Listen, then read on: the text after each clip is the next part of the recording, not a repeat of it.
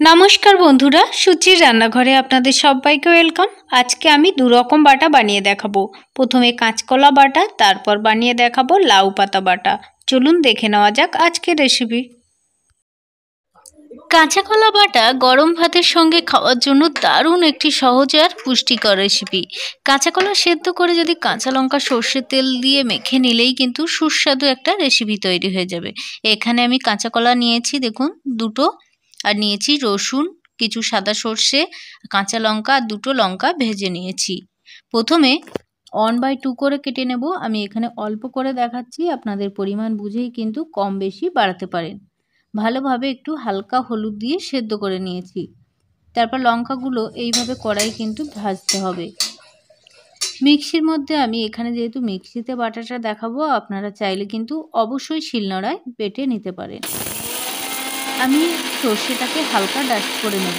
এর মধ্যে দিয়ে দিলাম সেদ্ধ করে রাখা কাঁচকলা। দেখুন জলটা ভালো করে কিন্তু এইভাবে চেপে বার করতে হবে। আর আমি কোনোভাবে কিন্তু খোসাটা ছাড়াবো না, খোসা অবস্থায় কিন্তু বাটতে হবে।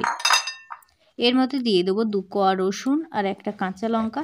কাঁচা লঙ্কার যে গন্ধ সেটা কিন্তু এই কাঁচকলার মধ্যে পড়লে কিন্তু দারুণ একটা গন্ধ বেরোবে। আর একটা দিয়েছি ভাজা লঙ্কা। এইভাবে কিন্তু ভালোভাবে একটা পেস্ট বানিয়ে নেব। দেখুন কতটা সুন্দর পেস্ট হয়েছে। আপনারা কিন্তু অবশ্যই কিন্তু শিলনোড়ায় যদি বাটতে পারেন তাহলে খেতে কিন্তু অসাধারণ হবে বন্ধুরা। আমি তুলে দেখাচ্ছি কতটা সুন্দর হয়েছে। দেখুন এর মধ্যে দিয়ে দেব স্বাদ মতো লবণ আর দিয়ে দেব তেল। কাঁচা তেলটা অবশ্যই শেষে দিতে হবে, না হলে কলা বাটার যে স্বাদ সেটা কিন্তু বুঝতে পারবেন না। ভালোভাবে একটা চামচের সাহায্যে এইভাবে মিক্সড করে গরম গরম ভাতের সাথে পরিবেশন করুন। কেমন হলো রেসিপিটা অবশ্যই জানাবেন। আমার দ্বিতীয় রেসিপি হলো সুস্বাদু লাউ পাতা বাটা। এখানে পরিমাণ মতো লাউ পাতা নিয়েছি, দেখুন একেবারে কচি।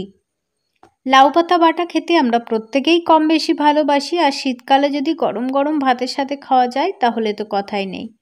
ভালোভাবে পরিষ্কার করে ছোট ছোট করে কেটে নেব, যাতে রান্না করার সময় সুবিধা হয়। খুব তাড়াতাড়ি সেদ্ধ করতে সুবিধা হবে, এইভাবে ছোট ছোট করে কেটে নেবে। এর মধ্যে নিয়েছি পেঁয়াজ একটা নিয়েছি মিডিয়াম সাইজের, ছোট ছোট করে কেটে নেব। রসুনের নিয়েছি 4 থেকে 5টা, একটা কাঁচা লঙ্কা, একটা শুকনো লঙ্কা নিয়েছি। আপনাদের ঝালের পরিমাণ আর পাতার পরিমাণ বুঝেই কিন্তু কম বেশি বাড়িয়ে নেবেন। অন্যদিকে কড়াই আমি 2 চামচের মতো কাঁচা সর্ষের তেল দিয়ে দেব। দিয়ে ভালোভাবে কিন্তু পেঁয়াজটাকে ভাজতে হবে। যারা সুচির রান্নাঘরে প্রথম তাদেরকে একটাই রিকোয়েস্ট করব, যদি আমার এই ভিডিওটা ভালো লেগে থাকে অবশ্যই ভিডিওটাকে একটা লাইক দিয়ে চ্যানেলটাকে সাবস্ক্রাইব করে নেবেন। পেঁয়াজ যখন একটু ভাজা ভাজা হয়ে আসবে, কালার চলে আসবে, এর থেকে কিছুটা পেঁয়াজ কিন্তু আমি তুলে রাখবো। পরে এটা আমার একটু সাজানোর জন্য কাজে লাগবে। বাকি পেঁয়াজের মধ্যে আমি দিয়ে দেব 1/2 টিস্পুনের মতো কালো জিরে, একটা শুকনো লঙ্কা 2 টুকরো করে দিয়েছি আর একটা কাঁচা লঙ্কা দিয়েছি। এর মধ্যে দিয়ে দেব রসুন কুচি। রসুন কুচিটা ভালোভাবে পেঁয়াজ, কাঁচা লঙ্কা, শুকনো লঙ্কা আর কালো জিরের মধ্যে কিন্তু এইভাবে ভাজতে হবে। লো হিটে ভাজতে হবে, কোনোভাবে যেন পুড়ে না যায়। এবার ভেজে একটা প্লেটের মধ্যে তুলে নিলাম। ওই কড়াইয়ের মধ্যে কেটে রাখা লাউ পাতা সেদ্ধ করে নেব। দেখুন একে একে পাতাগুলো আমি দিয়ে দিচ্ছি। সেদ্ধ করার জন্য কিন্তু খুব একটা বেশি জল দেবেন না, খুব অল্প জল দেব, যাতে পাতাটা খুব তাড়াতাড়ি সেদ্ধ হয়ে যায়। ঢাকা দিয়ে 5 থেকে 6 মিনিট রাখলেই কিন্তু ভালোভাবে সেদ্ধ হয়ে যাবে। দেখুন কতটা জল বেরিয়েছে। এই জলটা কিন্তু আমি এক্সট্রাভাবে ফেলবো না, এই জলটা পাতার মধ্যে শুকিয়ে নেব। আরও 2 থেকে 3 মিনিট কিন্তু এইভাবে রান্না করে নিতে হবে। দেখুন পাতাটা অনেকটাই সেদ্ধ হয়ে গেছে।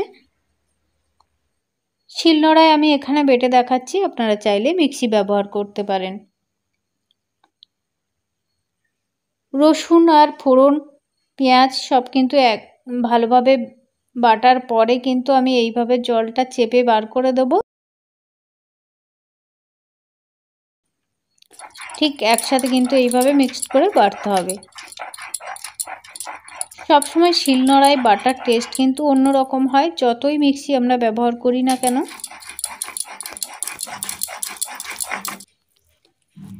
দেখুন আমার কিন্তু অনেকটাই বাটা হয়ে গেছে, একটা প্লেটের মধ্যে তুলে নেব। ঠিক বাকি পাতাগুলো আমি একই রকমভাবে বেটে নেব।